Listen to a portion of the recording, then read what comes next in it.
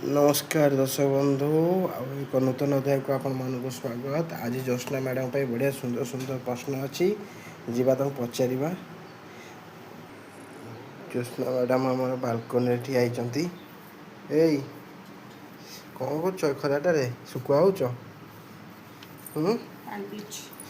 पानी पिछ एडिटे बोतल कार पुअर ना झीर पूरा जलीगला नहीं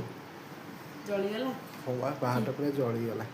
हाँ ब्यूटीफुल ये जगह ब्यूटीफुल देखा भितर गला माने जली से पानी बोतल कहीं धरछ अमूल कूल हे गोटे काम कल ताको एमती बुले की पके की बस ठिया कल कर परिबो बुले पके की जदी करंती रियो रियो रियो रियो दबटी तमे ए फोन धर ए फोन धर ना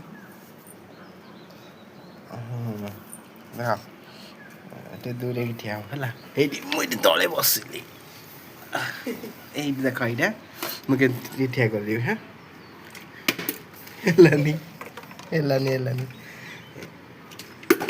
हेलानी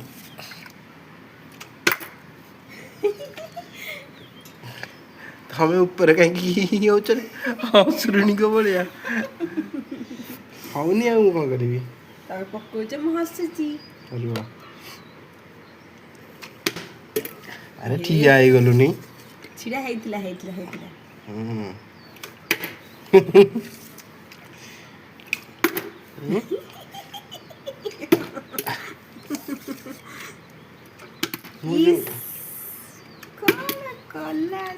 मुठिया कर देबी पक्का ठिया कर देबी तम कर परियो हां लुआ हाठिया आउनु रे ये गोटे तांकर छोट छुआ तो अरे गलु कहीं सर पारिबनी पारिबनी हाउ ए लास्ट ना हेलानी तुम कर लो क्या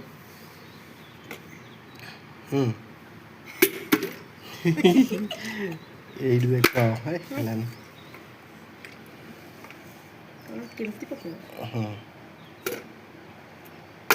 सेमिति कौन एम धरब एम पकेब गला बाल्कनी गला हौ दियो मो जिंदगी हाँ हौ दियो मु प्रश्न पचार मो प्रश्न उत्तर दियो हौ एमती बसिक अरे मत उठे मु बसीगला उठी पारिनी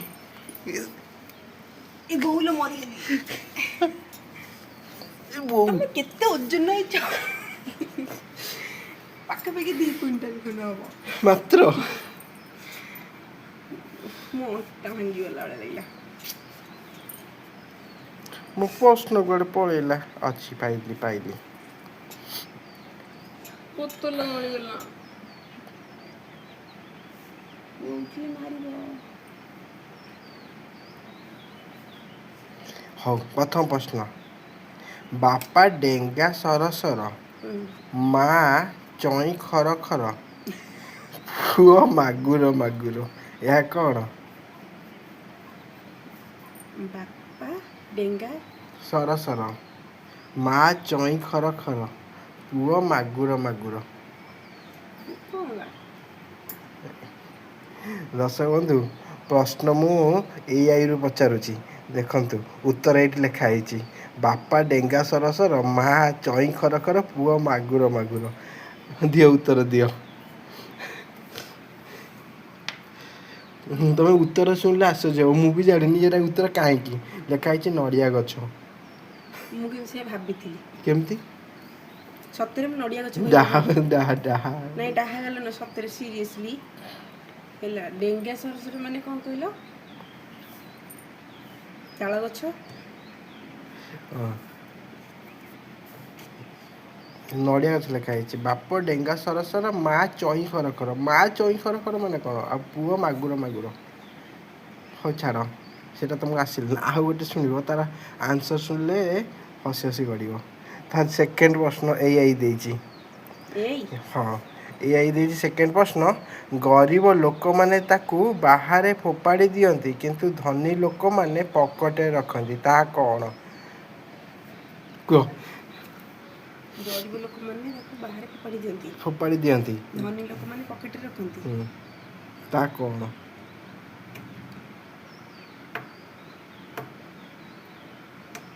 ଗରିବ ଲୋକମାନେ ଯଦି ଫୋପାଡ଼ିବେ, ଧନୀ ଲୋକମାନେ ପକେଟରେ ରଖିବେ।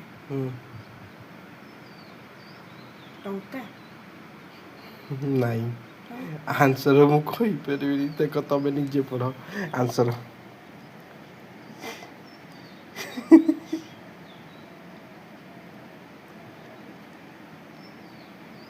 ଦର୍ଶକ ବନ୍ଧୁ ଆନ୍ସର ଶୁଣ, ଏଇଠି ଲେଖା ହେଇଛି ଆନ୍ସର। ଗରିବ ଲୋକମାନେ ତାକୁ ବାହାରେ ଫୋପାଡ଼ନ୍ତି କିନ୍ତୁ ଧନୀ ଲୋକମାନେ ପକେଟରେ ପୁରାନ୍ତି, ଆନ୍ସର ଏଠି ଲେଖା ହେଇଛି। ହଉ, ନେକ୍ସଟ ପ୍ରଶ୍ନ ହେଉଛି ଏମିତି କେଉଁ ଫୁଲ ଯାହା 12 ବର୍ଷରେ ଥରେ ଫୁଟେ? ତମ 14 ପୁରୁଷରେ ତମେ ଆନ୍ସର ଦେଇପାରିବନି, ମୁଁ ତ ଜାଣିଛି। କ'ଣ? ଯୋଉ 12 ବର୍ଷରେ ସେ ବହୁତ କମ୍ ଫୁଟେ ସେ ଫୁଲ।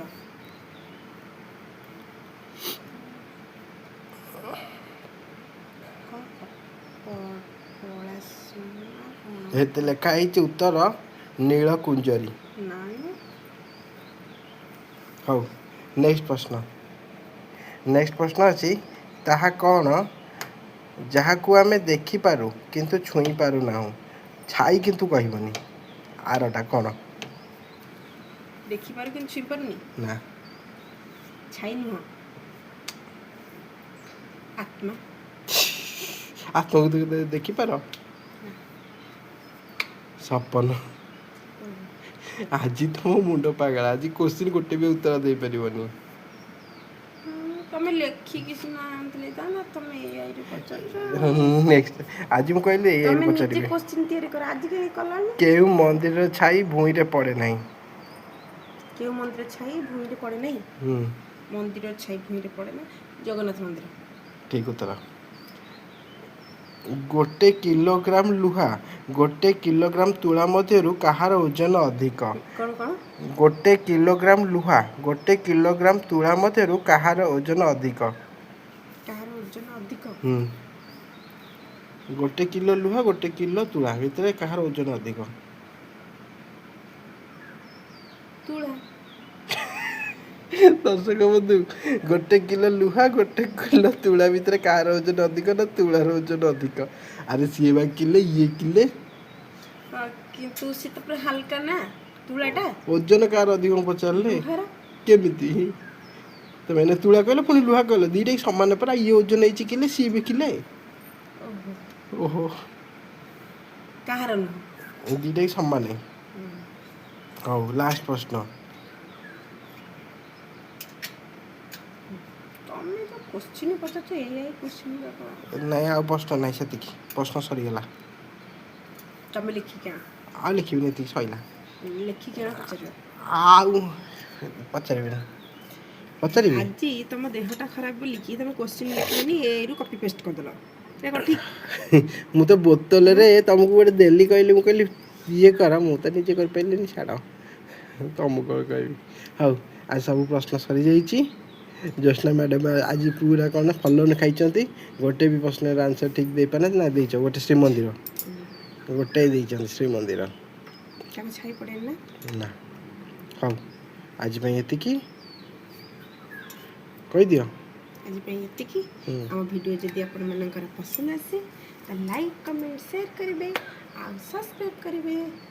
ଆଉ ଯଦି ପସନ୍ଦ ନ ଆସେ ବି ଜ୍ୟୋତ୍ସ୍ନାକୁ ଯଦି ପସନ୍ଦ ନ ଆସେ ମୋତେ ବହେ ବକିବେ ଆଉ କମେଣ୍ଟ ମାଧ୍ୟମରେ ଜଣେଇବେ। ଆଜି ପାଇଁ ଏତିକି, ନମସ୍ତେ। ଭଲରେ ଥାନ୍ତୁ ସମସ୍ତେ। ପ୍ରଶ୍ନ ତ ମୁଁ ତିଆରି କଲି, ତମକୁ କାହିଁ ବକିବେ?